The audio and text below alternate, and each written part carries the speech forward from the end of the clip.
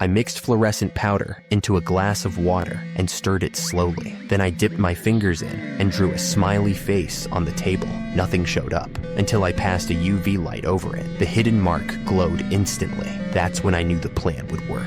Next, I dropped $1 million ancient coin into the fluorescent water, then anonymously mailed it to the museum director. I knew she wouldn't resist touching it, and the moment she did, the powder transferred to her hands. She had no idea she had just stepped into my trap. The next day, my partner walked into the museum with a small camera. He aimed a laser at the heat sensor beneath the display case, the one protecting the Declaration of Independence. The goal wasn't to steal it yet. It was to trigger the system so the Declaration would be moved into the underground vault. Exactly as planned, the director rushed downstairs when the alarm went off. While she entered the vault password, the glowing powder on her fingers transferred perfectly onto the keypad. That was all I needed. While she walked inside, my partner slipped into the control room. He cut wires, tapped into the surveillance lines, and froze the camera feeds. Within minutes, the system was blind. Then it was my turn. I walked into the museum, disguised as a maintenance worker. Inside the restroom, I removed the uniform and prepared everything. Calmly, I joined the cocktail event upstairs. I approached the director, smiled, made small talk, lowered her guard. When she shook hands with someone else, I casually picked up her wine glass. I wasn't after anything else, just that glass. In the restroom, I dusted it with fingerprint solution and sealed it inside a bag.